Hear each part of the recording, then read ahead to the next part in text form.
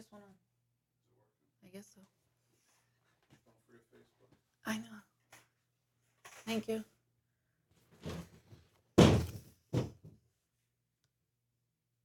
Are you guys all on? I can't tell. Hold on. Let me start. Yeah. Guys, I really don't like technology. I know you say this. I say this every time. But I really don't like technology. I'll tell you why. Whoops, sorry. Whoops, that's in the way. Ooh, okay. I have like 8,000 things running right now. We've been trying to put it on. It's telling us it's not working. So I don't know if you guys just watched Greg and I down here fixing everything or what. So, wow. A lot of you are on here already. Tell me, were you guys all seeing Greg and I try to like troubleshoot a second ago, or was that not on? Anyway, hello everyone. Hello Facebook people. How are you? I'm going to first start off and remind everybody on Facebook that you can watch this through Facebook always, but I only address all my attention and focus to the questions that people are asking as they're tuning in from my YouTube channel. So if you're on Facebook and you want to be able to ask me a question or interact with me better, come over to YouTube, which is Intuitive Medium Deborah Hanlon. Somewhere there's a link. I'm sure Greg will post the link in a moment. So if you really want a question answered on Facebook, you have to log in through YouTube. So, and it is simple. It is pretty easy. They can tell you. You know, it's really weird when I look at my hair. My hair looks really, really dark when I'm looking through YouTube, but it doesn't look as dark to me as Facebook. So that alone is worth coming over to see the switch. So, okay, it said waiting. So thank you, Laura. Hello. So yeah, we just had like a internet issue where it wasn't, I don't know, connecting. I didn't have Wi-Fi. I don't know, you guys. I just don't like details of Wi-Fi and speed tests, and I'm like saying to Greg, come down here, nothing's happening. So that just happened, but we survived it. So hello, happy Monday, everybody. I'm going to give people a few more minutes to still tune in. Those from Facebook, I'm going to give a little bit of time to pop in over to YouTube. I've got a lot of classes, things coming up. I'll announce that first. Then tonight, I'm going to do a little bit of an exercise with you guys because we learn a lot from each other through your own questions that you ask. But I really want to be able to make sure that everybody is receiving some sort of good content out of all of this. So I'm going to go over my schedule. We're going to do an exercise, and then I'm going to get to your questions. And just hold your questions right now. I'm not answering any intuitive personal questions in this venue. I will just answer questions that are more generalized so that more of you can get something out of the night. So that's how this goes. For those of you who are tuning in and have no idea who I am, my name is Deborah Hanlon. I am a medium. I'm an intuitive. I've written my first book, In the Presence of Proof, which is on Amazon. It's all about how to create heaven on earth and how to shift our consciousness and awareness so that we can live more like those who have crossed over, which sounds really weird, but they, according to what I've learned over the years, they have a better mindset than the physically living. And there's a million reasons why that happens. And all of that is in my book. So you could look at In the Presence of Proof on Amazon. Yeah, so that's that. So first, I'll do an announcement. Yes, I like that all of you are tuning in or writing in where you're tuning in from. Let me know if it is your first time ever tuning into this. That's always fun to see how you heard about this, if a friend or family member told you, or if you just stumbled across it. Also, click the thumbs up somehow on your screens to just let me know that you're here.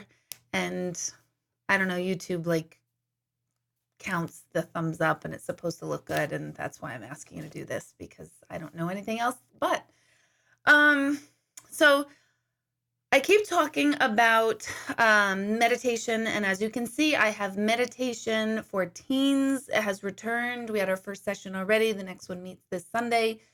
Just email my office at info@beingknowingdoing.com so that you can register your child. You can just come in as well. It's $10 for them to come.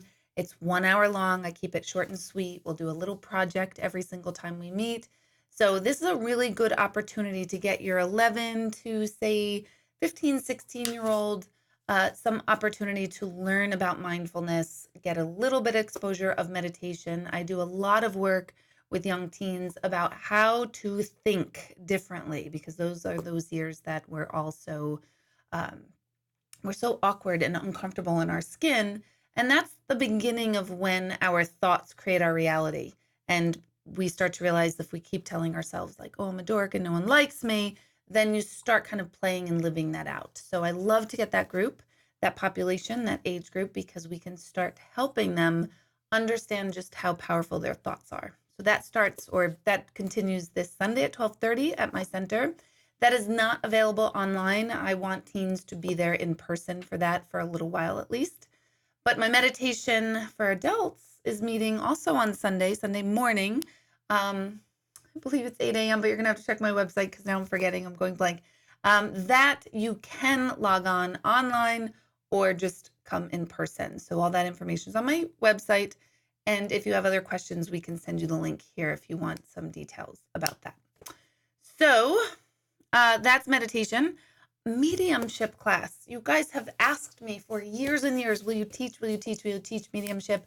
And I just kind of kicked it around back and forth. And now I'm back in full swing. I have started my mediumship series, 4 classes throughout the summer. You can just take one of them. You can take all of them.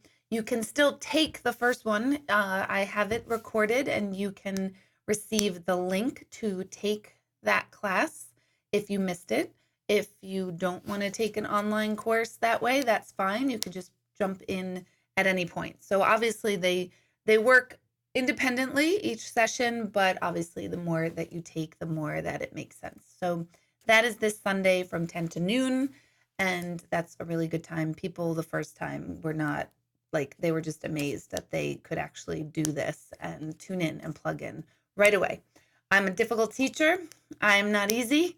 I will work you, but I promise, because, I'll let you feel confident, because I do feel that my teaching style has changed in the last 12, 15 years, and I'm much harder now because I know that people really want to feel that they've been challenged and worked. And if you know you've been challenged and you get a really good, result, you did the work. So come take some classes with me. Summer camp. Finally, I have a date, July 29th. I'll have more information. Times are between 9 and 3 on Monday, July 29th. Location to be determined or to be expressed when you sign up. That is just adult spiritual summer camp. We're going to meditate. We're going to have time in silence. We're going to have reflection periods. We're going to have laughter, just joint tribal, if you will, time with one another. So that is July 29th. I will probably add one more date in August as well, but I'm leaning more towards Mondays for that. I know it's on a weekday, but if you're a teacher, you can come. And if you're not a teacher, you might want to take the day off, because it's really, truly a day of self-care for yourself. And I'm really excited about opening that up. Let's see, what else do I have on my list here? Don't forget to join my Instagram, which is below. I like to post little quotes and tiny little things to think about throughout the day, or throughout the week, I should say. No negativity, just all stuff that, encourages us to think more positively, but not fake positive. You guys know me. I'm not an a-hole, and I'm not, poly positive. I keep it pretty real, or at least I think I do. But I think we all need a reminder all of the time to pay attention to where our thoughts are. So that's all my posts on Instagram. So check that out.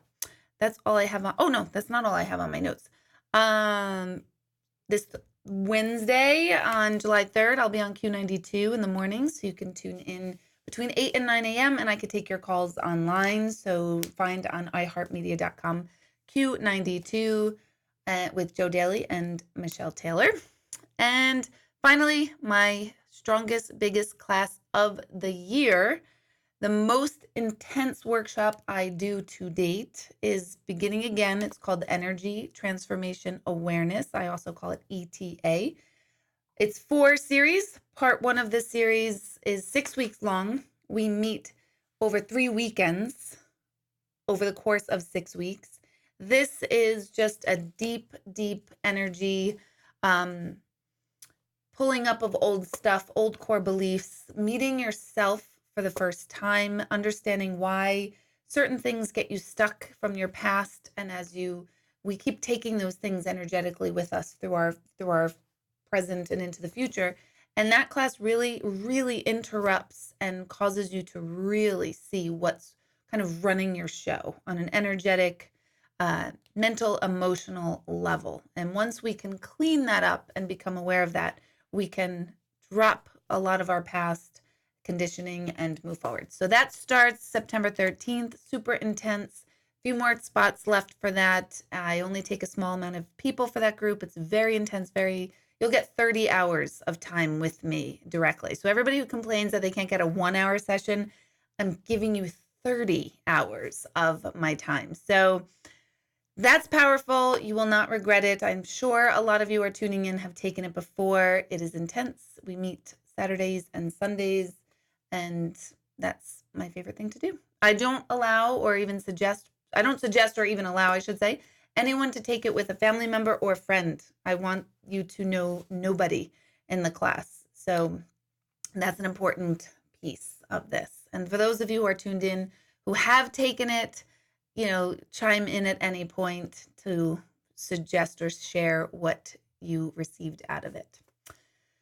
Let's see. Meditation, yes, for adults is online and in person. From now on, all my meditations online will always be in person and online at the same time. So if you can't make it down to meditation or up to meditation, depending on where you're from, you can tune in right from your home. And if you can't tune in live, it is recorded and you can access it later. So all of that is available on my website, deborahhanlon.com. What else do I have here? I think that's it. Let me get rid of these things so you guys don't have to be bothered by reading too much stuff above me. Look how tricky I am moving all these words around. Intuitive questions, too. A lot of people always ask personal intuitive questions. I do have a feature on my website.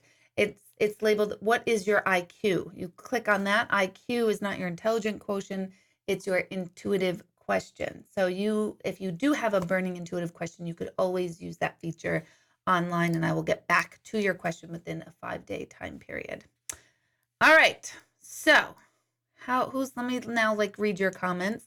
And let me remind everybody on Facebook, if you're tuning in on Facebook and you want to interact more with me personally, where I'm really reading your responses, you can do that through logging into my YouTube. You're more than welcome to stay here, but you have the ugly green screen behind me to see, where everybody else here sees me sitting in my backyard.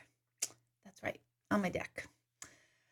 All right, so Goshen, let's see. Goshen is tuning in. I'm trying to look at where everybody's tuned in from. This is where I play Romper Room.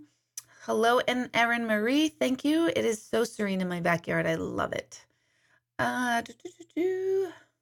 Barbara, thank you. I know last week my father was in town. My son graduated. They graduated from high school on Friday night. So I had a whole 10 days. Greg and I had a whole 10 days of family, which really worked out. It was really a good time, but it was exhausting. We had a family reunion. We had 2 graduations, a lot going on. So when Saturday came around, we were really excited to just kind of relax. And don't forget to do those thumbs up things. I saw a lot of you doing that, but that always helps if you haven't done it already. Okay, let's see. LaGrangeville. I see my ETA people talking to each other, and I love it. ETA is just, it is powerful. It really is. So before I go to answer your questions, I want to make you think a little bit. I want you to, hopefully you are in a space right now where you have some sort of quiet around you, or at least enough time to just go inward for a moment.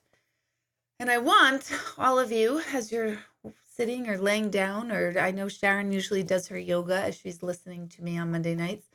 I want you to just review your day today. When you woke up this morning, I want you to just really think about How did your day progress? But before you go too far, I just want you to focus in on your actual waking up just this morning. How did that go for you? Were you waking up really early and you slowly rolled into your day? Did you do the things you wanted to do before your whole day started? Did you relax and ease into it? Did you have coffee or tea? Did you actually have time to have breakfast if you're a breakfast eater? Was an alarm going off calmly? Were you rushed into your day? Did you pop up? Did you oversleep? Did you not have time for coffee? Were you racing out the door? Did you grab breakfast to go or not eat at all because you didn't have time? Just really recall this morning when you woke up. And some of you might go, I have no idea. I don't even remember already. If you don't even remember already, that means your day was hectic, most likely. So focus on how you woke up. And really, for a moment, try to get deeper into where were your thoughts at that time. Pay attention right now, recall this morning, and notice, did your thoughts, were they mirroring how you woke up? Were your first thoughts, ugh, it's Monday and you have work to do? Were your thoughts, if you're a teacher and you're finally off, were you waking up with excitement? Did you get to sleep later? How did you wake up this morning? Were kids jumping on you? Did the dog throw up? Are you on vacation? You get my drift. And then slowly go through your day mentally, hour by hour of today. How did it progress? Review it. Did you have appointments? Did you have a hectic day at work? A tiresome day at work? Were you recognized at work? If you were a stay-at-home mom or dad, did you have your morning go smoothly, or did someone spill cereal all over the place?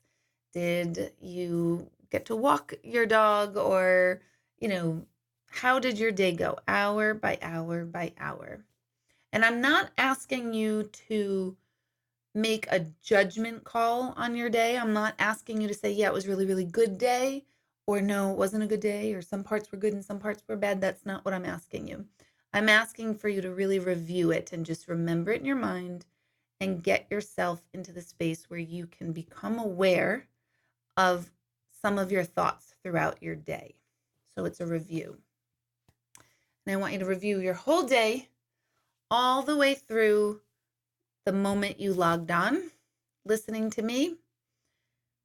And then I want you to even pay attention to your thoughts right now and your emotions right now. And I want you to just be aware of the correlation of your thoughts to what transpired throughout your day. Are you spending your time being and thinking about misery and what's not going right? Or are you spending your time enjoying the moment, or actually maybe not even enjoying the moment, at least you're in the moment? And you can type in your responses for what you are kind of recalling now. Maybe you were aware of it throughout the day. Maybe this exercise is helping you recall. This is really important before you go to bed, to do this every night, to just go through your day, review it hour by hour, piece by piece, and pay attention. Where were my thoughts? What was I feeling all day? Avoid using terms like good and bad. Instead, be more in an observing sort of review. My day was hectic. I felt rushed. My day was wonderful. I felt relaxed. Either way, as you get a sense of just today and how it went, you can tune in or type in your responses, anything that's jumped out at you. And tonight, before you go to bed, you'll complete this. You'll do it again. And then when you wake up tomorrow, hopefully you'll wake up in a slow manner. I want you to begin to visualize your day as soon as you wake up as how you would like your day to go. Now, I'm not talking about wishful thinking and dreaming. If I won the lottery last night, how would I like my day to go? I'm not asking that yet. What I'm asking is for you tomorrow morning to pay attention to how you wake up tomorrow. Let that your first thought be in awareness of where you're at. Are you waking up? Oh my God, I'm worried. I'm stressed. I'm angry. I'm sad. I'm happy. I'm excited. I'm bored. Whatever it is, I want you to really start paying attention to. And then when you wake up tomorrow, you will be prepared. You'll say, oh my gosh, where am I at? You might say, I don't really know where I'm at. That's an awareness. I'm neither here nor there. I'm neither stressed nor relaxed. I'm just waking up. I'm in go mode. I'm in Groundhog Day. Whatever it is, just pay attention to it. And then begin to shift through your day. If you're waking up on time and you have time, you can slowly feel your way through your day. Review your day in forward motion. At 9 o'clock, I have this. At 10 o'clock, I have this. At noon, I have that. And move through your day and really pay attention to your progress throughout the day and put it out there. It could be, oh, I have a stressful meeting at 3, but you're at least training your mind to be ready for what the day is bringing for the most part.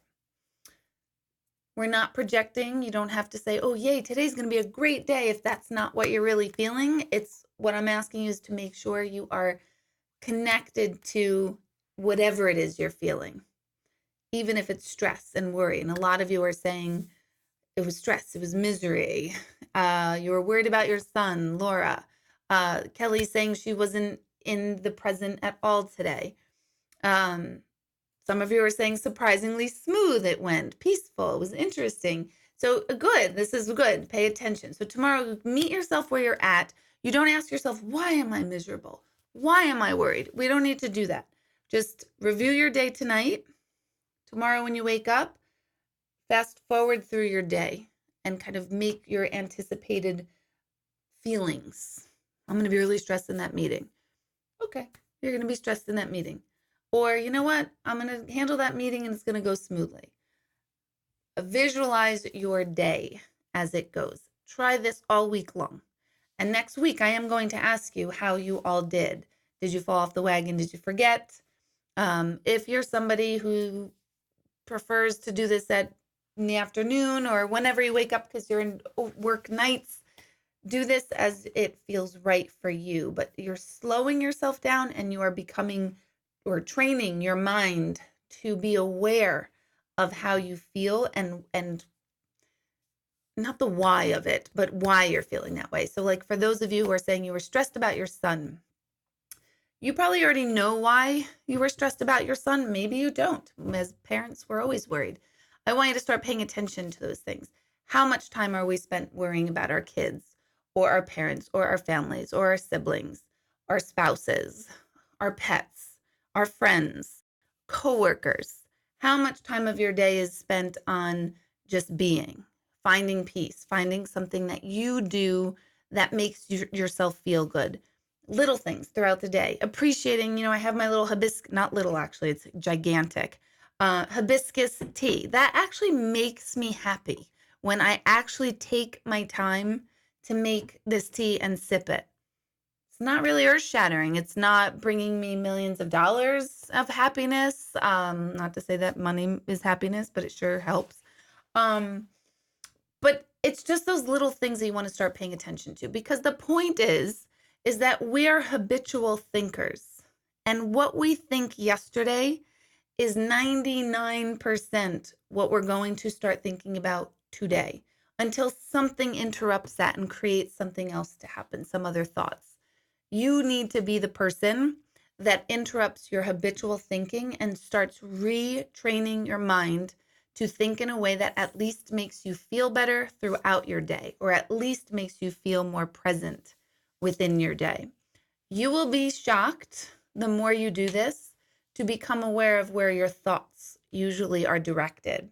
The most positive people in the world, people that say to me, oh, Deborah, no, I'm so positive. I'm like very peaceful. Those are typically not really the peaceful people on the planet. I'm just pretending to be that way, but they're not really aware of what's going on inside. Is there angst inside? Is there anger? Is there sadness? Is there stress? Is there worry?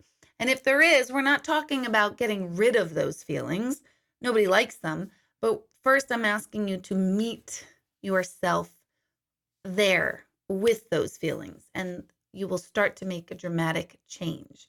Just be mindful of how often you tell yourself, this feels good, this means everything's good or bad, because that's a whole other topic, which we will get into as we do this more frequently. So that's your homework this week. Review your day at the end of each night, what you did, how you felt, what you were thinking about. And when you first wake up, project your day. If you're waking up late, do it while you're in the shower, do it while you're on your way to work. At some point, bring your mind, slow down your mind and start going forward through your day. So this will be helpful, I promise.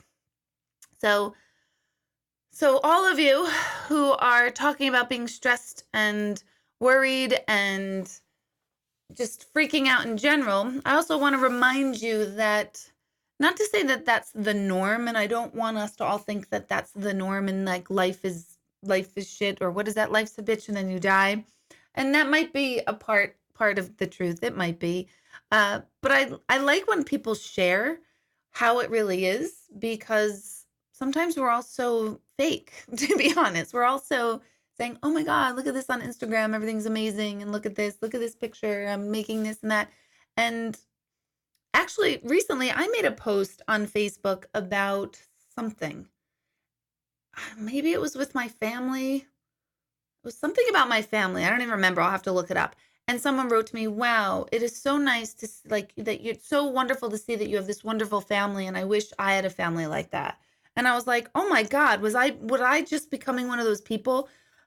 Yeah, what I always post on Facebook is what's true and real, but it's just part of the story. I didn't add this whole other shit show part of my family story just because I wasn't paying attention to it. I wasn't going to bring more attention to it. I wasn't going to bring anyone down. I wasn't hiding it.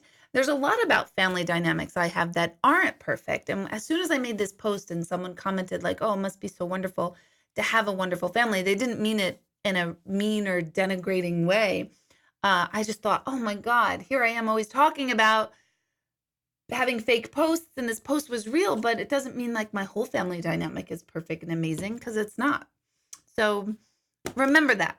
Remember that we all kind of are in this together, and we need to either be really, really real and honest with ourselves and each other, and then move forward with all the stuff that we have taken. So try this for the next week and let me know how you do next week. And you'll have more homework to build on top of that. So let me just go through your comments. I see Glenville, New York is tuning in. Let's see. Oh, I'm sorry, Jessica, your dad passed away recently. Oh, Dorothy, yep. It's amazing how grief just hits you. It hits you all the time, but then you describe it as a rush of emotions of sadness because Dorothy's daughter passed 8 months ago. I can't believe that's 8 months ago. And that sneaks up on you and just hits you like a freight train. Nicole had a creepy dream last night. So good. Patty, good. You're like one of my biggest Instagram interactors. You had a pretty relaxing day. I didn't focus on my problems when they came into my mind. You pushed them right out. That's excellent. And when you use the word push them right out, that's good. Sometimes it's not about denial, which I know it's not for you.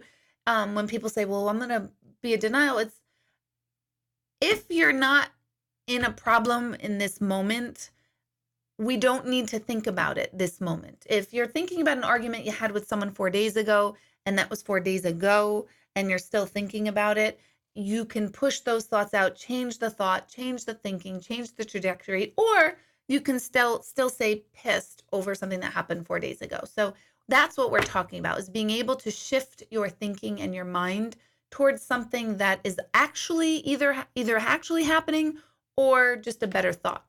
That's when I always say your brain is an a-hole. Think better thoughts. That's what I'm talking about.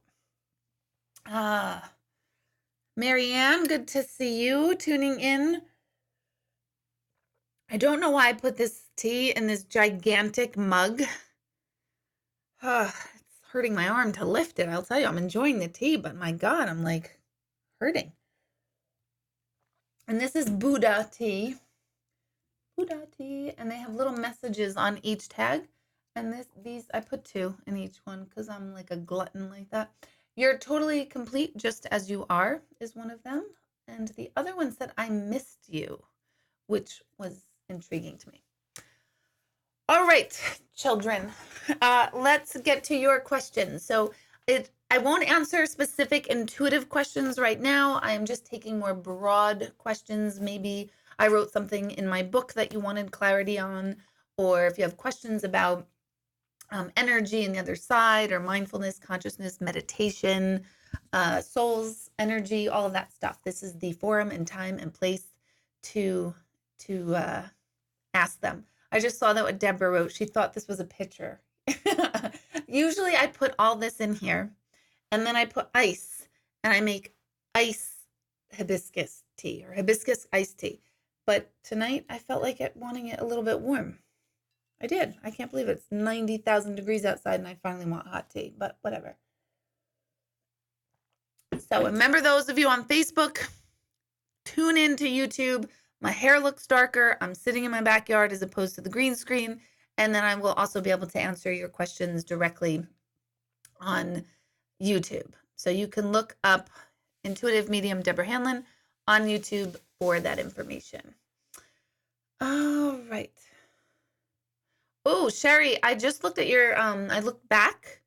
And Sherry had wrote, you remember when you told me don't go for the house with the mold?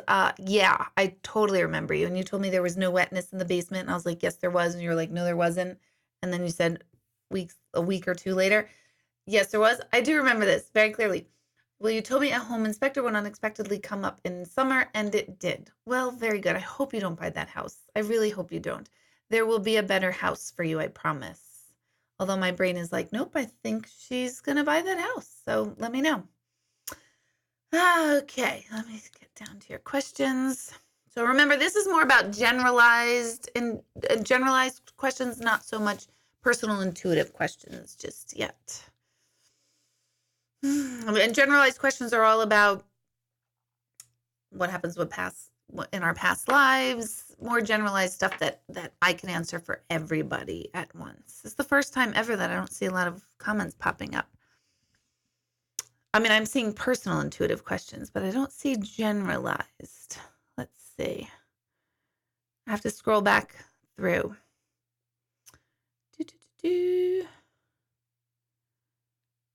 I'm seeing everybody's ETA comments. Let's see. These are all personal intuitive. D, you're excited for Sundays. D was at the first mediumship class last week and did amazing. And it's super exciting for people to see when you're able to tune in. Much easier than if you don't practice it. Sorry, I can't read and speak at the same time. Okay. Melanie, yes. If you sign up for the Sunday virtual meditation, but you can't do it at the time, can you watch it later? Yes. So anything I do online that's offered, meditation, and all my classes are now online. You can always sign up for it. If you can't join me live, then you can just log into it later at a later date. So all my classes and all my online meditations and whatever I do will be that way. And Dan, I'll be on Q92 this Wednesday, July 3rd from 8 to 9 a.m. And that's when I'll be taking callers' questions on and off the air. So there's that. Oh, look at that. Greg's putting hibiscus flower tea. A link to my tea up in case you guys want to know what that is. It really is pretty good, though, I will say. Let's see. Is ADD caused by a past life experience? That's a great question. I always say that I think that people with ADD, children and adults, I think they're little mediums. So I think there's a large there's a large part of the population with ADD that might not be mediumship, but I also think a large part of the population who have serious ADD might have a touch of mediumship ability. And I say this because when we are mediums are doing a reading, our focus it's like a hyper focus on someone. You're paying attention to your thoughts, your sensations, everything around you, your past, your present, your future, and it doesn't pertain to you. So what is going through our brains, or at least mediums that work and operate as I do, I'm not so much a trance mediumship, but a mental mediumship, which means I'm nuts, that all this information and data is going through my brain. So it's like, oh my gosh, I have to pay attention. And it's like, oh, look, a squirrel inside my head all the time. So I do believe that some level of that ADD are kids picking up on energy, and I call it data, information around everyone else that doesn't even belong to them. And it's sort of like just kind of frenetic. So past life, I can't say that it couldn't be that, but I do have a strong suspicion that a lot of kids with ADD, or people with ADD, may be even more hypersensitive to energy and to your environment and other people's energy and their aura, if you will, their energetic field. So pay attention to that. It's really good for teachers to notice that, because if you have a student who is very ADD and then they happen to say, they ask you a random question and they're like, hey, when's your mom's birthday? And your mom's passed. And the day they ask you, is your mom's birthday? That's probably a question, a signifier of like, wow, that kid could be a medium. They just don't know it because they might not be seeing deceased people. And I don't see the dead. I don't see them. I feel them, hear them, and get the sensation of them. So it's pretty cool as parents and teachers, especially. Let's see. Is there a reason you go through a period of seeing a lot of signs, winks, and then nothing at all for a while? That is a really great question, Dorothy. I don't know if the word is a reason. I always feel like well, there's a couple things. One, it's kind of what we're plugged into. Grief is a tricky thing, and grief will block any sort of communication whatsoever, because we have to go through the physical separation from a physical relationship to a physical relationship, and that process is the grief process. However, we're spirit or energy housed in a physical body. So our spirit to their spirit has to go through a transition from going from a physical to physical relationship to a spiritual relationship, spirit to spirit. So while we're doing that, there are moments when we just feel completely plugged in and cannot believe how amazing all these signs are, which then ebbs and flows into periods of when you're back into like your human self and you're going through the grief all over again. You're going, oh my God, you're feeling disconnected, but you're never really disconnected. When you're feeling that way, when you're feeling like, oh my God, there's no signs, a lot of times people freak out. They think that their loved one left them totally and will never be around or back. Or we feel like, oh my God, we did something wrong and something disconnected and we can't feel or sense them again. And neither's true. What's really happening is that's when you're being really human. So that's the best way I can say it. When you're able to kind of rise up into your higher self a little bit more, you'll be able to connect easier with them, therefore see more signs and winks and recognize them. When we're stuck in our human self, that's when we feel more disconnected. So go with it. Don't try to make it any other way, because it's so much healthier to actually go through the ebb and flow than for people who say they're, oh my God, my loved one is with me more now, I'm connecting with them all the time. I actually see those people crash terribly in about 3 to 4 years after someone passed, because they have tried so hard to just jump into spirit to spirit relationship. And if we're here in our physical bodies, we cannot do that in a healthy way. And that usually does create some sort of emotional breakdown, emotional/mental breakdown. So as much as we hate that, and we all hate it, and I've gone through time periods where I very rarely feel my own loved ones around. I mean, I have my own little winks and signs and things, but if you're not feeling them, it doesn't mean anything other than you're being human. So that would be the real reason. I remember when I first started mediumship, and I um, hadn't even really opened it up to like the public. I was still kind of playing around with it with family and friends of friends type of thing. And there'll be times when I would feel nothing at all. And I'd go, oh my God, I'm losing it. I don't know why I had this ability. It came like this, it left like this. And I used to freak out thinking, oh my God, I thought it was really cool. And I guess I don't have it. I haven't had those thoughts probably in about 13 years. But the first 5 years, I was constantly doubting myself, constantly thinking that, this connection to the other side isn't really real. It must have been something else. So it's really normal to go through that, and extraordinarily important in the evolution of your change from a physical relationship to a spiritual. That's a fabulous question. And everybody goes through that. Everyone goes through that on some level. And I will add, Dorothy, parents in general go through that much more severely than say someone whose grandmother passed or grandfather passed or uncle they didn't really know. It's not as extreme in those cases. So fantastic question.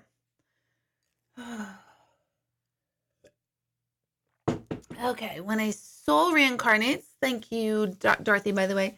Carla asks, when a soul reincarnates, there's still part of them to connect with on the other side, including their past lives. Does the soul split somehow? Don't know if you get what I'm trying to say. Totally get what you're trying to say. So good question. There's a super complicated answer to this that I never like to give because it gets so complicated and has to do with quantum physics and nature of time and how atoms, once you're it's called entanglement, and once you're in a relationship forever and ever and ever, you're always in a relationship, it gets too miscombobulated. I one time had an intuitive, and it was about 20 years ago, maybe longer, 20 years ago.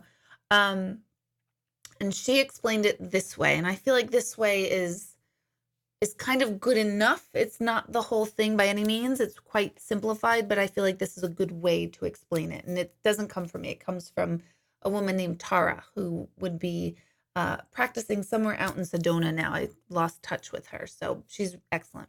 But anyway, she would say that there's two parts to a soul, and one part of your soul decides to kind of stay back, stays in that, say, spirit space, energy space. And the other part of the soul is what decides to come into manifest in physical form. Then when that part of the soul when it's our time to pass, that part of the soul goes back up, reconnects with the part that decided to stay behind, if you will. And then the other part comes back down, the other part of the soul. That's super simplified. But I think it does a pretty good idea of kind of how it works. So if, say, your grandfather passed, and then you had a baby boy, and everyone's saying, oh my God, that baby boy or girl, you could reincarnate into a different gender, of course. And you're like, oh my gosh, they remind me of my grandfather. That baby could absolutely be a portion of your reincarnated grandfather, but they are themselves as well. So they have their own identity. They're their own person with a piece or a large piece of, say, your grandfather's soul. So yes, you can absolutely, you can still connect, because a lot of people ask this is, can you still connect with a soul or energy that has reincarnated? And the answer to that is absolutely, positively yes. Also, we do talk about this a lot about this on here. According to past life research by Brian Weiss, Carol Bowman, Ian Stevenson, they have suggested that it is possible but unlikely that a energy will reincarnate within a generation. So it usually takes, I think they say 3 generations, but now I'm forgetting what they say, so don't quote me. But that would be that. So I hope that answers your question. Oh, look, a squirrel. People are putting squirrel icons. Don't forget to click thumbs up too, because YouTube likes that. I don't know any other reason why. I don't really care. I know you're listening, but YouTube likes that for people watching, and I don't know. It's like some algorithm, to be honest, and I don't know what it does, but everyone says make sure you get people to thumbs up, so that's why I'm saying it. Um, Beth, yeah, I once said, Beth writes to me, you once said that you would like to study transgenderism. How does that relate to what you do? Um, I don't I think pretty much everything on the planet relates to what I do because I talk about life and death and soul and energy and identity and being human and what is it like to be human and then to not be human. So I think on some level everything always relates to what I do. Um, I am fascinated with transgender consciousness. And I'm constantly questioning and wondering, what does that feel like to really feel that you've been born into the wrong body? Um, is it a past life thing? Is gender really, I know people will go, of course, a male is a male and a female is a female. And I get that anatomically, yes, that is correct. But that a male is born with male parts and a female is born with female parts. So anatomically, yes. But there's a consciousness where people do not feel from very, very young, do not feel that they are a part or in the right body. And I'm completely impressed and fascinated by that. I am moved by people who can really, really speak out because I can only imagine it's hard enough to be a human being, let alone feeling like you're in the wrong body in any way, shape, or form. So that's what I mean that I'm fascinated by it. So and does that relate? Um, Anything I think that has to do with identity and consciousness and mindfulness and our being and our thoughts creating our reality, that always has something to do with my work or what I'm fascinated in anyway. But I would love to get a PhD and really work with that population or anybody who's having any sort of identity crisis, whether you're born in the wrong body, wrong by with quotes, um, or just some people who don't feel like they are who they are for whatever reasons, authentic reasons, core belief reasons, growing up with one set of beliefs and then changing that. I'm fascinated by people who are able to kind of climb out of their past and create their own future. I feel like that's largely my own story where I was raised with one set of beliefs on some things, and I have really stepped into a new thinking about that. So I'm always intrigued by that. Okay. Okay, so Pam is asking if someone who has attended the ETA class to contact her. So Pam, here's what I'm gonna have you do. I'm gonna have you email my office info@beingknowingdoing.com, and that's written on my website too. So that you can request that. And then anyone from ETA who's watching this, they can also write to my office so that we can match you that way. You did write your email here, and they could do that too, but I'd want to make sure that the people who respond really did take ETA for you. So I would prefer you doing that through my office. Well, yeah, through my office that way. I think that's like internet safer that way.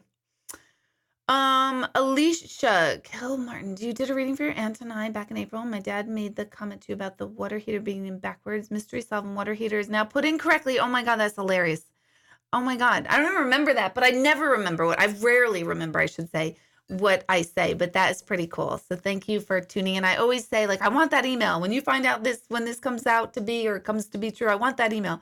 So thank you for that email, that message now. Okay, so Deborah is asking, do family members that are passed greet the family that are newly passed? I'd like to think your brother greeted your aunt last Saturday. Absolutely. Family that is passed, of course, meets family that's passed. That goes back generationally to like the beginning of time. And here's where it gets really good, and this is what I'm fascinated by. Whenever we're sitting with someone, either we meet someone on the bus or we see a cashier in the store or our coworkers, we're on an airplane, wherever we are connecting with people in either a superficial way or a very, very deep, meaningful, intimate relationship way. Anytime you make a connection to a human being here in physical, your loved ones and their loved ones are making a connection on the other side. Or sometimes they are making the connection on the other side, which causes us to meet and connect and interact here. So when we talk about we're all one, it is way deeper, way larger than we could ever have imagined. So of course, yes, we meet our family, but we meet well beyond many more. So if we do a reading or I meet you at a gallery or book signing, once we connect, my family on the other side meets your family, or they met first, which is why we connect down here. So I always find that fascinating. So remember that the next time we're wanting to be angry at the customer service person on the other line, remember that there's a connection. There's something larger, that we are being connected to the people that we are connected with.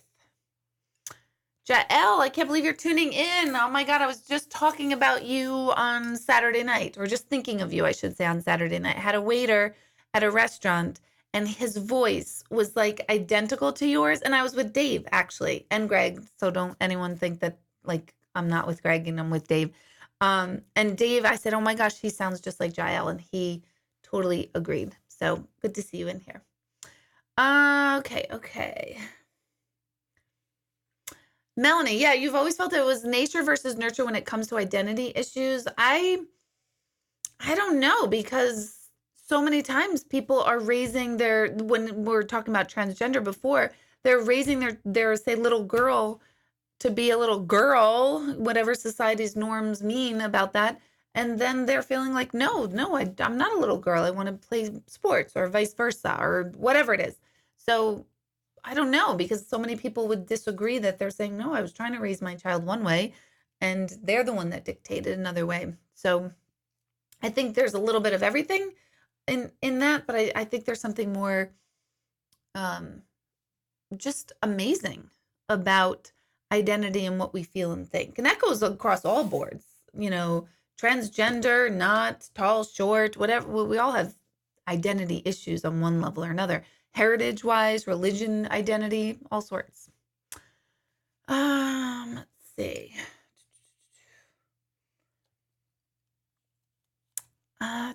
Okay, so I'm going to take, you guys are going to like, what? Oh my God, what?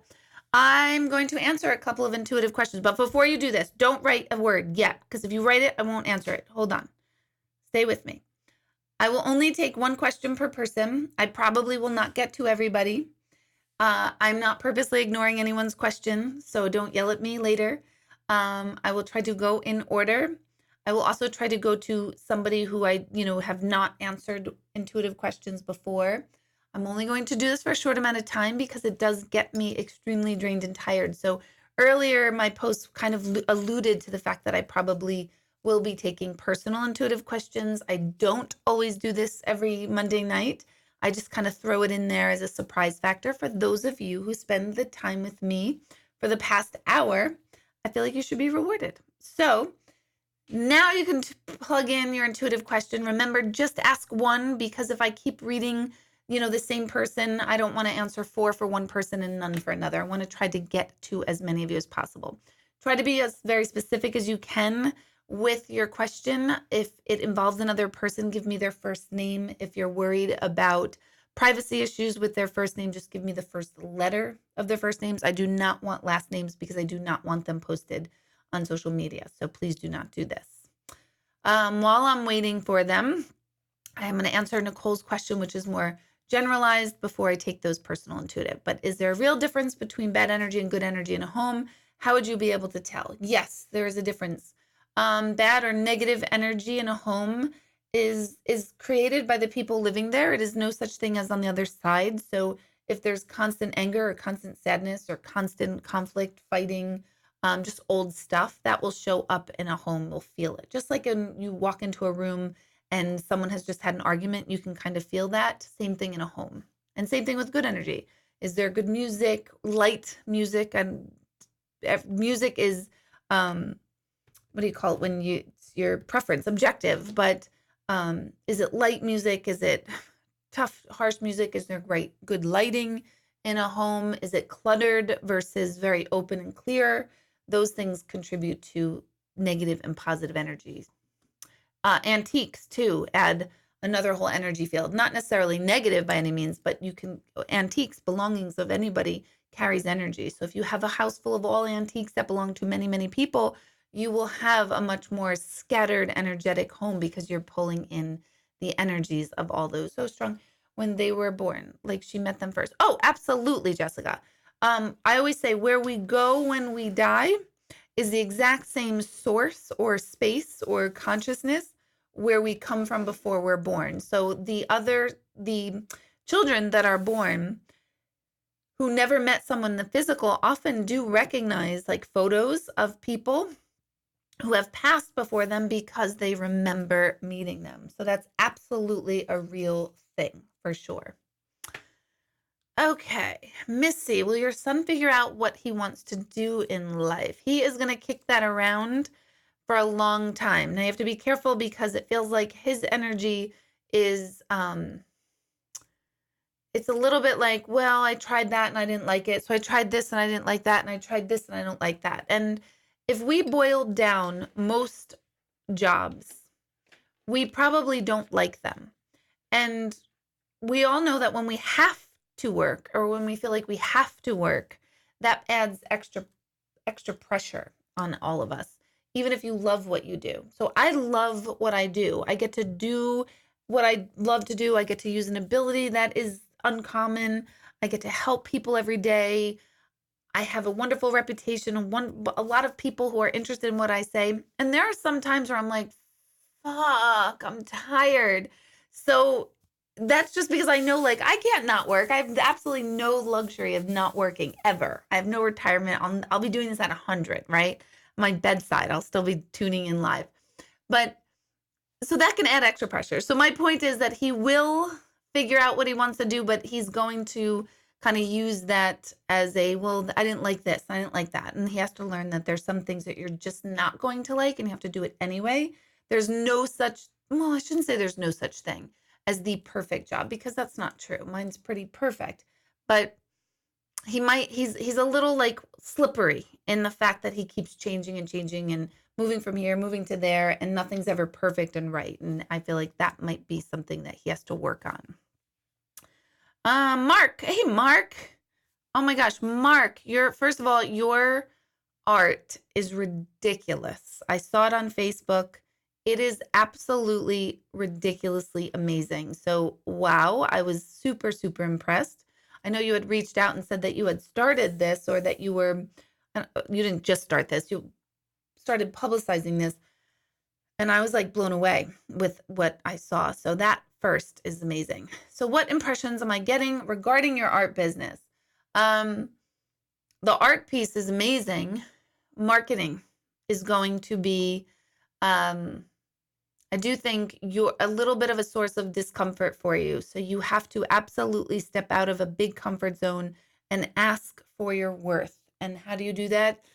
That's hard to say. You might need to get another artist's opinion or several artists' opinions so that you don't devalue your work.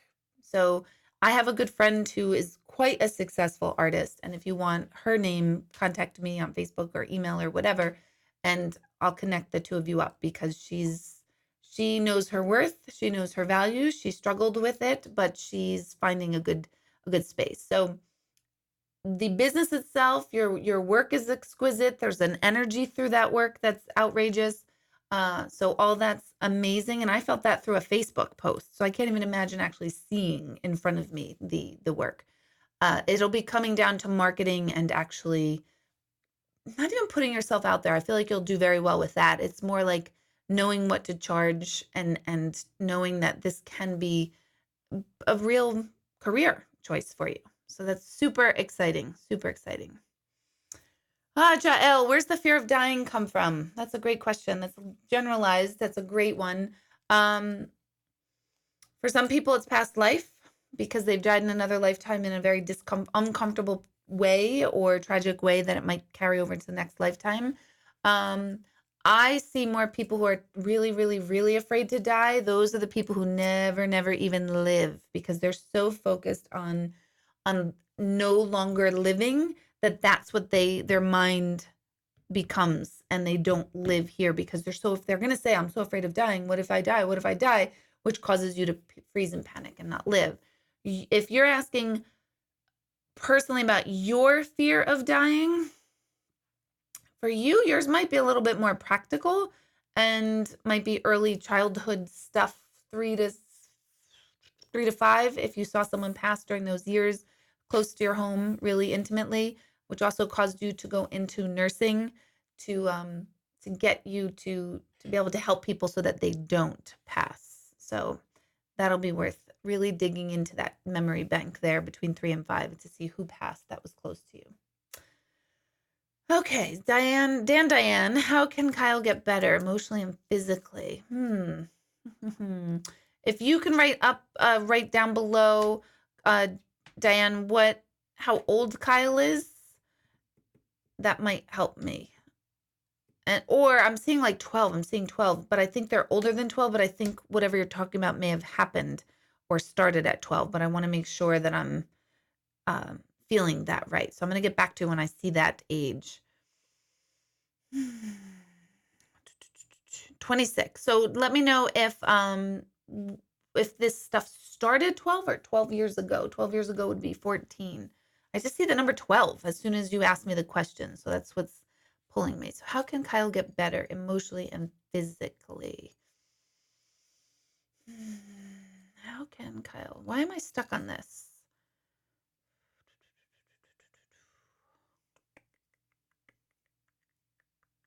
I don't think it's 12 months ago.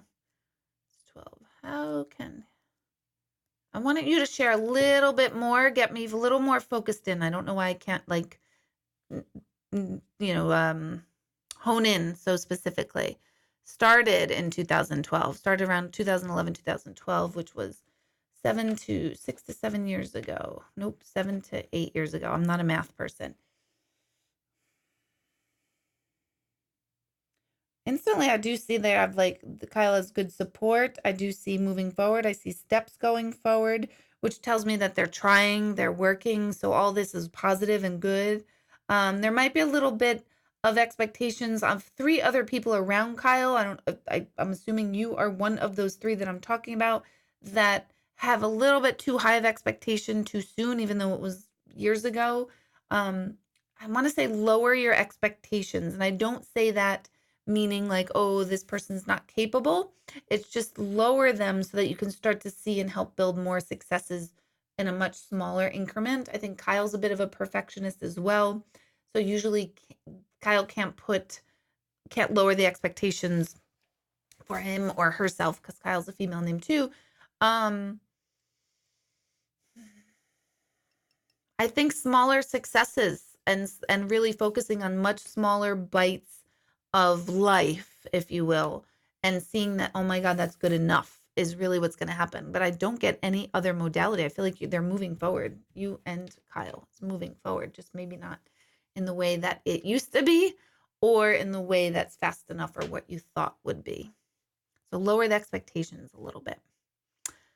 Okay, Grace. Is my grandson Landon getting the right help that he needs in school? I get 50% yes. He's getting the right help. I don't think he's getting enough of it. So that's the 50%. So right help, yes. More help he needs. So if he qualifies, if it's like a 509 or an IEP, I feel like there's much more that can be qualified or received. And I do feel like if you're asked, I see a check mark. So if you ask, this is something more. I do not see, I see one thing happening out of school. So either there's another, either therapy of some sort. I don't know if it's an OT or in speech or there's some other therapy outside or after school hours, but the rest of it feels like 90% will be in school.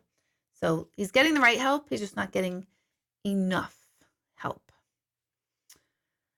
Devin, how long will I stay in my current career? I had to take a drink of my pitcher of hibiscus tea.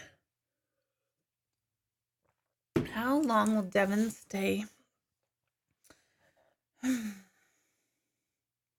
I see 3 years, but that doesn't mean 3 years and you're done with work. So it doesn't mean like 3 years I get to retire. It feels like 3 years or 3.5 years. And then it kind of plays out. I think you're looking for a much faster, like, 3 days or 3 months. And I don't think so. I think about 3.5 years, and then you leave. I see you like opening the door to leave versus a door closing and pushing you out. So that's good. It means that you took the steps and the initiative to make that change. Let's see. You lost your pet. This is for Katie. You lost your pet, Daisy. Oh, is Daisy, she's still with me? Is she okay? Why was our time together so brief? Oh, I hate the pet loss thing. Why brief? I mean, we could always ask that. There's never going to be an answer that's sufficiently enough that ever answers the question why when anyone or any pet passes. If I said, oh, well, you could only have that much time with Daisy so that 100 other people around the globe could eat, and the trade-off in the universe was either Daisy passes or 100 people die, it still wouldn't be enough, because you'd be like, well, why did it have to be my Daisy? Why couldn't somebody else's? And that's human and that's normal. So the answer why is never going to sufficiently be answered until we pass. When we pass, we're going to have all those answers. What was the other part of that question? But is she still with you? They're always with you. Pets are the same thing. If you, whatever you love here in life, they are following you. They're like just like little energy. Think of it as like little energy puffs around you, but don't take that literally. Don't ever say like, oh, Deborah said energy puffs are people and pets. That's not what I said. It's like energy around you. So yes, they are always with you. It's the worst. I was thinking of a cat that we lost, Picasso, and that cat was like the greatest friggin' cat in the world. And I still can't believe Picasso passed. It pisses me off. So I get it. Okay. Have my help to Carol. Have my health problems hit the point where changes are going to be coming fast? Hard to say. Have my health problems for Carol.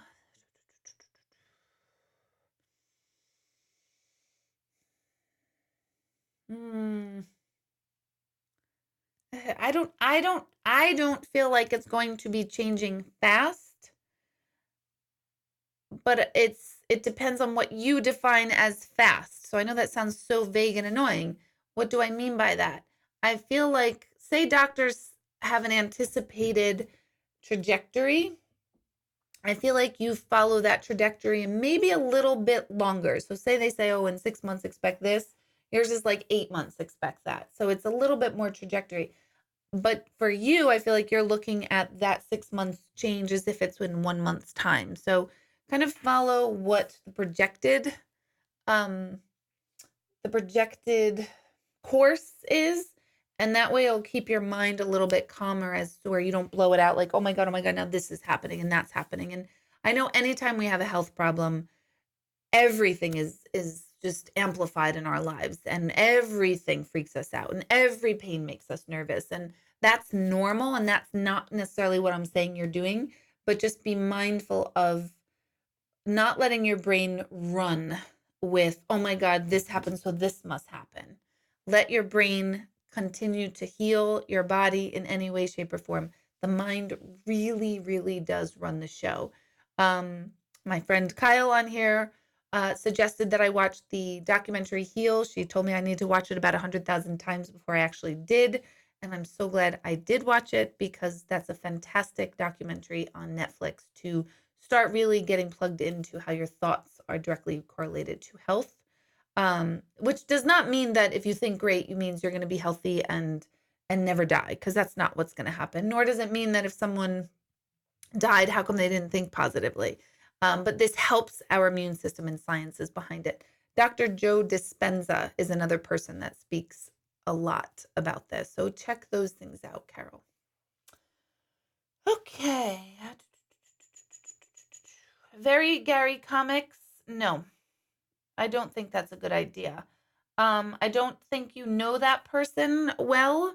I think you maybe know of them through a third party, or a third, like you have your friend knows a guy who knows a guy type of thing. So third degree of separation. And I don't think that is a good idea. I think you need much more face to face. And I think you need much more concrete, like data and everything firmed out. This feels a little bit not clear. Not a little bit not clear. It feels all not clear. It's just kind of like, oh my God, this popped up and isn't this going to be great? And it goes really, really fast. And I feel like you need to slow down, dot your I's, cross your T's, make sure everything's right. You still stay kind of the boss. And I feel like that's not going to happen with that question. So be mindful, go in, get all the information first and meet them firsthand. Veronica, is it meaningful that my new grandson was born at the exact time that your mom passed 5 months ago, the exact time? I immediately felt like she was there. Absolutely. There's no such thing as coincidence. That is what I call a huge wink, meaning a sign from the other side saying, yep, I got this. I mean, that's just, there's how many minutes in a day? I don't know how many minutes in a day there are, so I don't know. But there's how many minutes in a day, and that just happened to be the exact moment. So no such thing as coincidence. Congratulations on your new grandson as well. Susan, what does your daughter Dakota's future look like with a job? Dakota's interesting. She's a little sassy, but she's got her head on tight. She is not afraid. And then other times, all of a sudden, she'll sneak up and become very like shy, and you're like, "What? That's not like you." So she's kind of all over the place, but not in a bad way. And what she sets out to do is what she's going to do. So you kind of really have to take her lead. Even if she's young, you're going to have to take her lead and like trust her, her judgment, believe it or not. I'm trying to find out when this job, 3 months, where are we? July, August, September, October, 3 months time frame. Probably August. Probably the end of August. Somewhere between the end of August and October is when the right job pops up for her. Oh my gosh, our Lucky 31 clothing is represented tonight. She's saying she just thinks I'm awesome, so I'm posting it. Thank you. Thank you so much, Yvette. You can look up her clothing line, lucky31.com, I believe it is. Lucky 31 clothing. Google it, and then you can find her. But thank you so much, Yvette. Let's see. Barbara, yes, there's everyone who's passed. A lot of people are asking, like, I just want to know if so-and-so's okay or on the other side. And I always say they've got the good spot. I'm telling you, those on the other side, they have the good spot. They are completely at peace and okay. And they do have all those answers. They have the answer to the questions why this had to happen. So we have a hard time here. That's why my work has shifted largely to really paying attention to the living, because I recognize that, oh my gosh, they're fine. It's what we do here. We need the coping skills and the life and living skills so that we can have a better connection, not only to our loved ones on the other side, but to the dead parts of ourselves. So I'm the medium to the living more so than ever. Let's see, Mary Jane, will the financial deal with an associate and advocate work out in my son's favor? Marianne, just right below what your son's first name is, and if you don't want to give me his name over the internet, post it below. I have a hair that is like making me so itchy, and I can't grab it. I can't find it. But anyway, oh my gosh. So yeah, Mary Jane, just let me know what your son's first name is, and if you have the name of the associate, write that in too. And I'll just wait a minute till I see your response down below.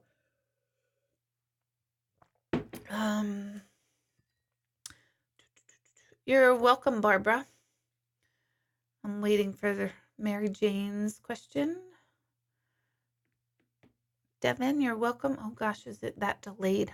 Might be delayed. So let me keep moving forward. I'll answer another question and wait till I hear Bruce. Okay, got it.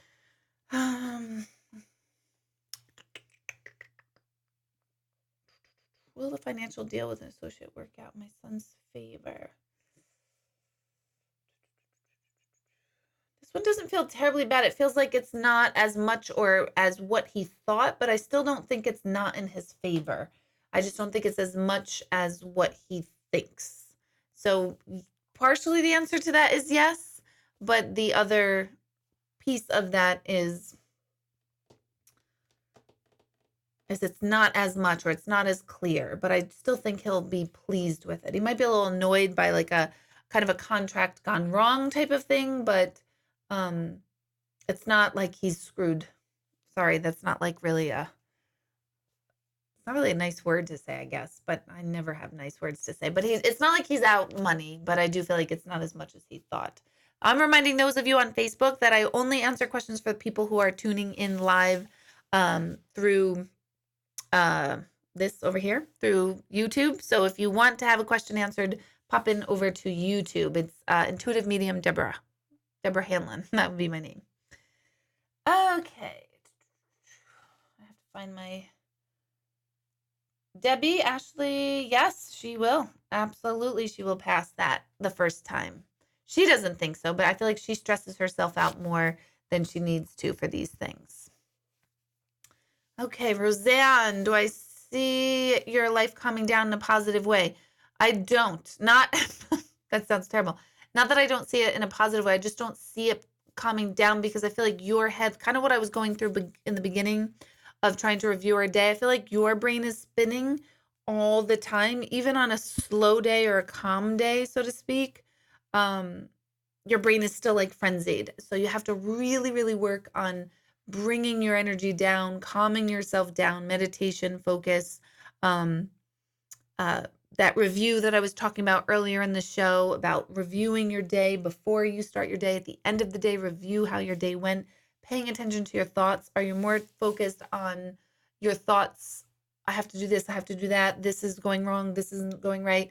I have to fix such and such for so and so. All of those things that contributes to our energy field. And I feel like your energy field is just so frenzied with, I don't even think it's mostly your stuff. I think it's everyone else's too. So as you bring your energy and attention in and kind of away from whatever is extra out there, then you'll be able to calm down. But if you can't set up those personal boundaries, then I don't think it will. Not anytime soon. Let's see. This is a good one. Veronica, your question is for me to answer that's more mediumship. And I don't do mediumship through this medium of the computer just yet. Not in this. That's a whole different facet of my brain. So it's not a mediumship type of thing. I can generalize and answer your question, but it's not coming directly from your person, your mom. But your question is if you want to know if your mom knew it was you holding your hand. What I do know in a generalized sense is that once someone's passed, they know all of that. They know who is there. So even if she wasn't either conscious or within her own ability to know you were there, at the end, once she's crossed over, she knew you were there. No doubt about it, because that is all kind of revealed. But that's, like I said, more generalized, so it's not specific. I'm not going to your mom and specifically asking her that through this. Okay. Okay, Dorothy. Jake is a hard read. He is hard to read. Partly that's his age. And if not that he's not emotionally okay, I guess that's not the right words, and I know you know that. He does need to talk about it, but I don't feel like he's like quite ready to talk about it either to like a therapist or to someone outside, because I don't even think he knows what do I need to talk about. Like this happened and then now it's this. So does he need someone? Yes, I do think it's not even just Haley's passing. It's so much more going on. So I almost think if he doesn't get into therapy soon, or if he's not in already, I'm making the assumption that he's not, then he needs to talk more about other stuff before even Haley's passing. So I think there's a part of him that feels guilty because he's like upset about this, say at school. And he's like, I don't even know why I'm not more upset with Haley, but this is what's bothering me, which would be very, very normal. Also, Haley's passing is so soon still that you're all still in that, you're numb phase. You know it happened, but you can't even really believe it happened yet. So he's in that phase too, and all that needs to be talked about for sure. Therapy, therapy, therapy. Good grief, therapists are amazing. Absolutely. Jake would fit really well into the teen meditation group too. His energy would totally fit in. Most of the kids there that attended were 13. I think I had 4 13-year-olds and 1 16-year-old last time. Okay, let's see. Barbara, will you ever be able to feel better about separating with my grandchildren, which I was manipulated to do? Will you ever feel better? No, I don't think you will be able to feel better unless you're able to get your expression out.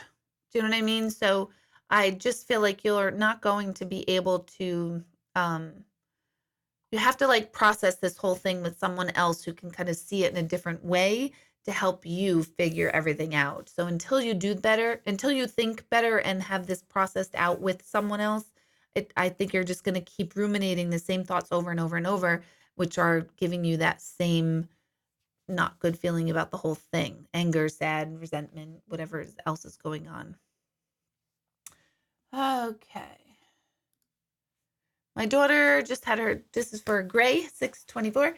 My daughter just had her first dance recital. I'm wondering if there were any family members that have passed that were present for her. So that would be, again, mediumship, and that's more generalized. No doubt they were there, present, watching. There's no doubt because they're always plugged in and seeing those things. But am I going to any of your specific family members right now? I'm not doing mediumship. So it's not me going specifically to any of those family members. I'm just answering that one more generalized. Okay, Elizabeth, will you stay in my house for a long time? I hear yes, but declaring what is a long time. Number 12 keeps coming up tonight. It's making me crazy. Now I have to go like, what do I have? 12? Maybe I'll end this at 12 midnight. I'm not sure. A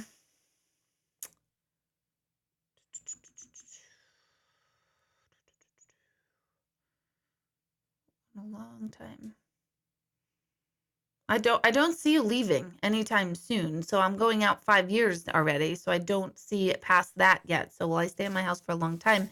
If you think 5 years is a long time, that's as far out as I can see and feel, then yes, you'll be in your house for a long time. If you don't think 5 years is a long time, then no, not really.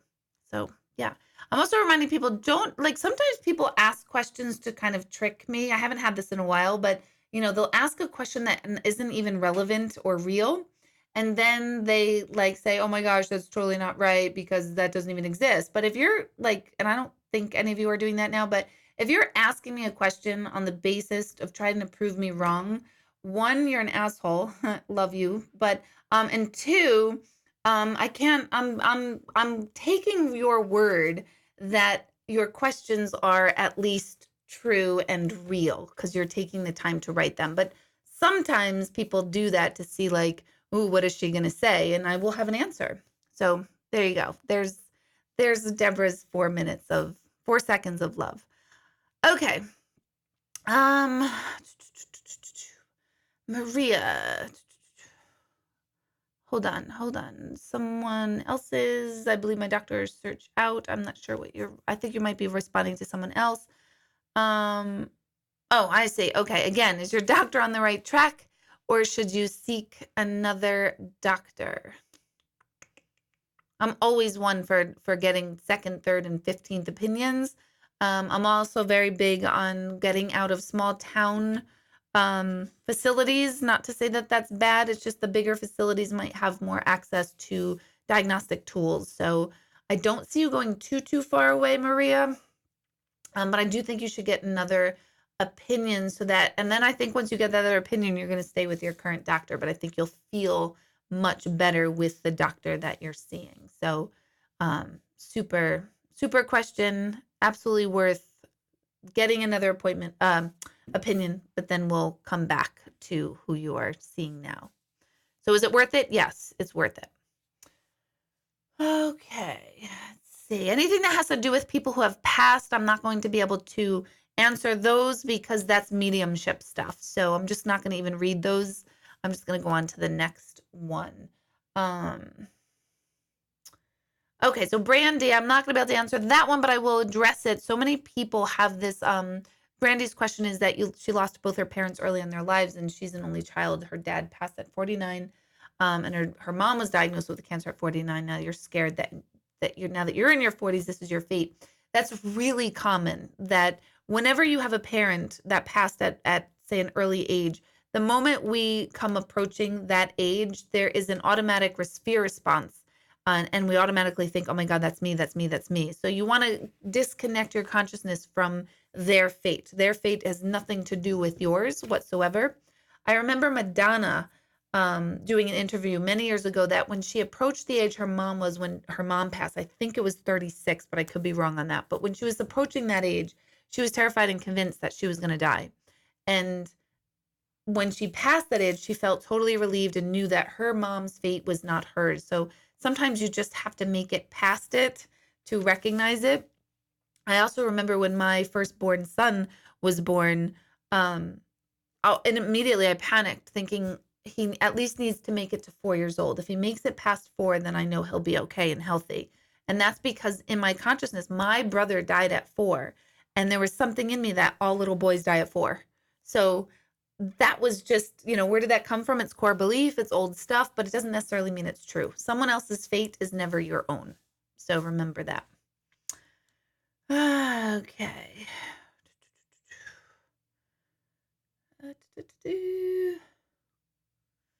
Annie, financial security in the future. You didn't say how far out into the future. I feel like it's the same. It feels like kind of like a plateau, or it feels kind of like it's the same. I don't see it jumping up.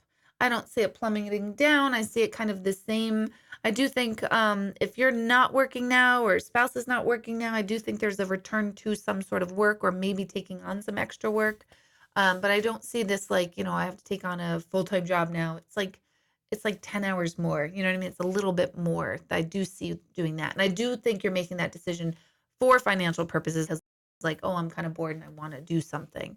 It does feel like there's just that try to get a little bit more income. Okay.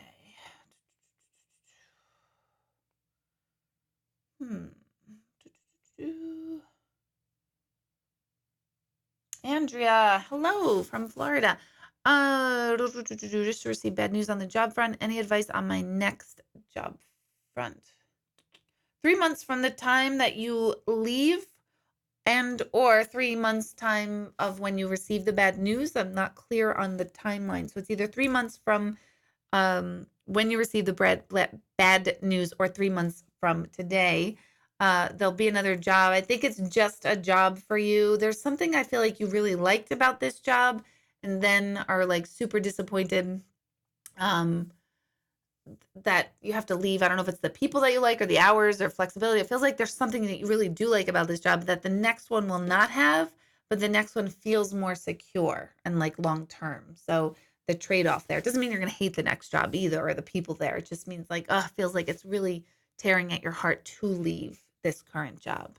But don't give up hope there, because the next one feels much more stable. Okay. Mediumship. Let's see. Mel B. House selling. Yes. 4 months or in the 4th month? 4 months from today, July, August, September, October, November. Will it go in November or in the 4th month? It will take a while to sell this. I don't know how long it's been on the market now. I don't feel like you can really manipulate the price too much lower or too much different. I think eventually you will have to drop the price, but I would not do that just yet. If it's been on the market for over 4 months now, then maybe it is time to like lower it a little bit. But I really do think it is around November timeframe, Mel. Okay. Dottie, I saw that you were. Can you read somebody who was reincarnated? Yep, I did answer that earlier. You might have just tuned in because I did see your name over here on Facebook earlier. But yes, you absolutely can. And there's a description about that earlier on in tonight. Diane is answering that Kyle's surgery was 12 months ago. Let's see. I'm making people laugh. I think it's when I call people an a-hole. Trying to get to ones that I can answer quickly. Greg, probably, yes. You should probably go get the kids at work. No, they're done at like 10:30, so I think we're good.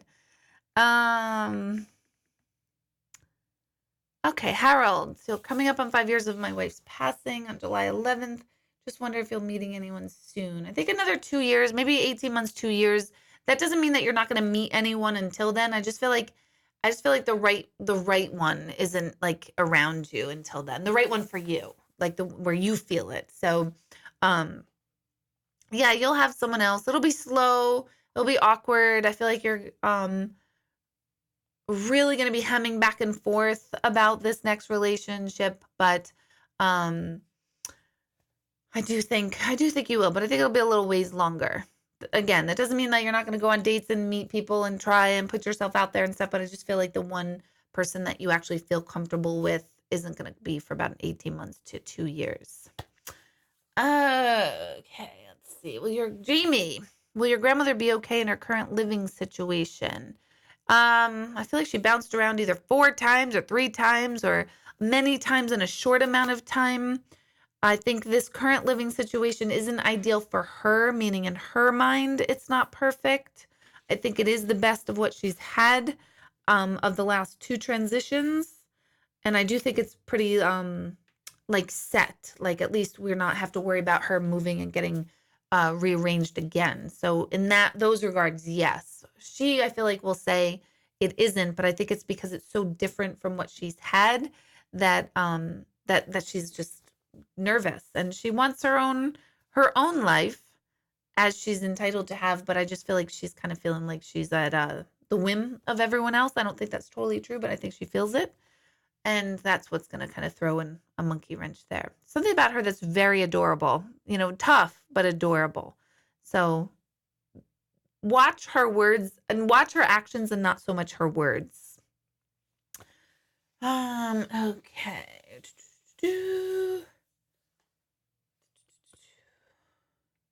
Katie, I think I answered one with Katie before.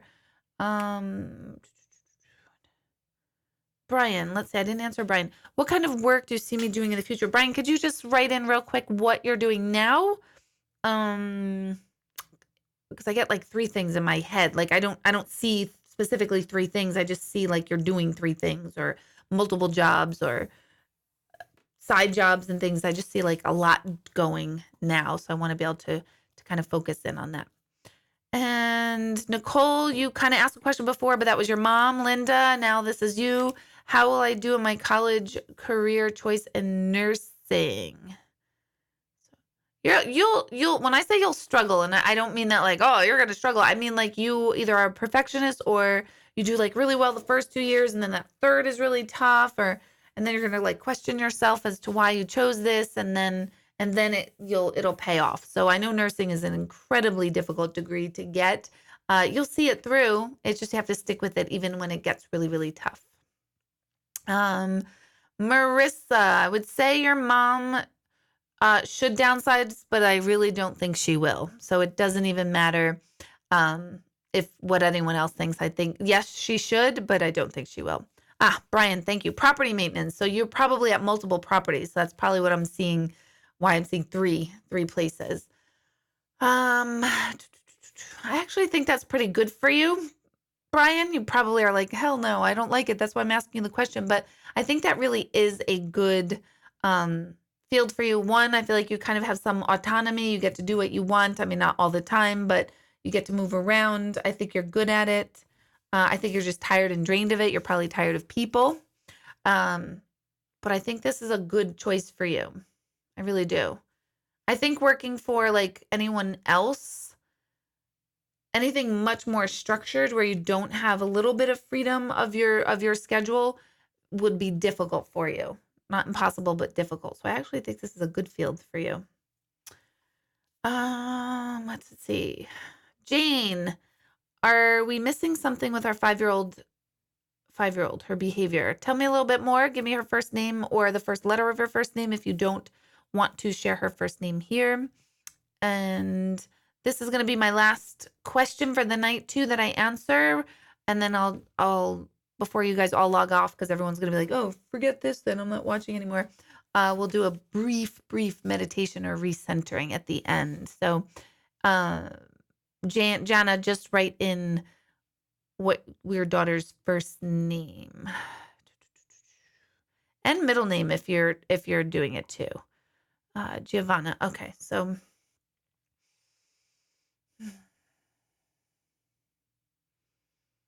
and I don't know if you have 3 kids. I see three. Three like energies around you, or 2 kids in a miscarriage, or um, just Giovanna and 2 miscarriages. I see 3 energies around you. Uh, I think she's just a tough energy girl. She's has like a lot of um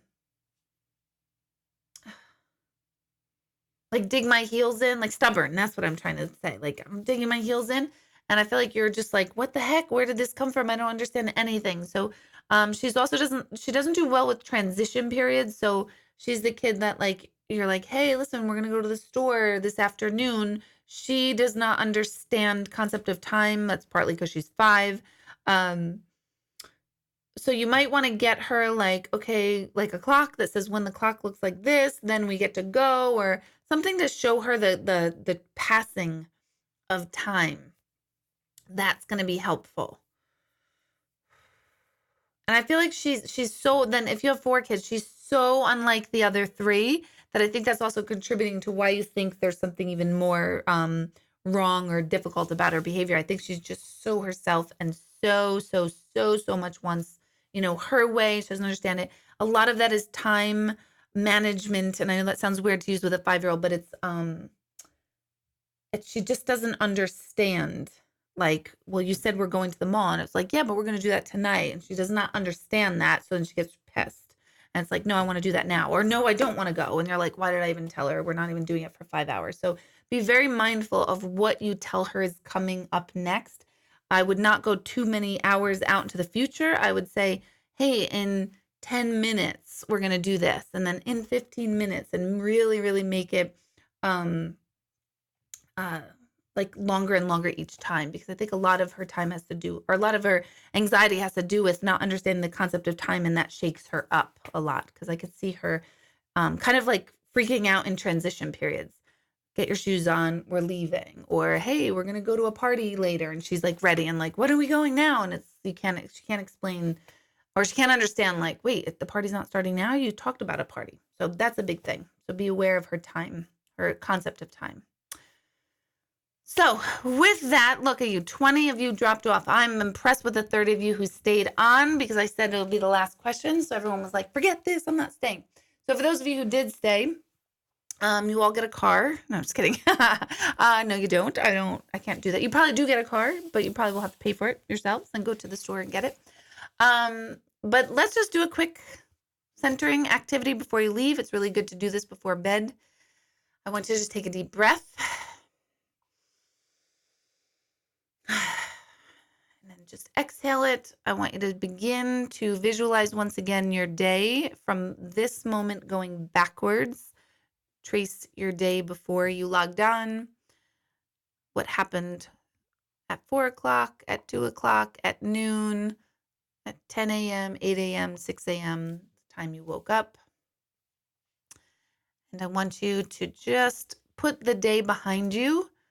You don't need to label it, whether it was a good day, a bad day, an okay day. It just was a day filled with experiences, and put it all behind you. Whatever transpired today is done. This moment's all that matters. If you're going to sleep, you're going to tell yourself now that your sleep will be rested and deep, and that you will wake up feeling refreshed and ready for the next portion of your day tomorrow. And then when you wake up tomorrow, you're going to lay in bed, or if you're jumping up, if you're that type, I am that type, in your shower or your morning routine, I want you to really stop and play through your day and see and feel your day hour by hour. And then infuse it with, no matter what comes through your day, you're still going to stay centered and calm, and you're still going to stay present. And you're going to honor what is, whatever you do feel. Feeling is not bad. Just ruminating and thinking that you shouldn't feel a certain way is unhealthy. So that is your homework for the rest of the week. Review your day at the end and project your day in the beginning and let me know how your week goes because next week I will ask you guys. So thank you all for staying on with me for so long. And I will see you all next week. Good night, guys. Good night, Facebook. Thank you for watching.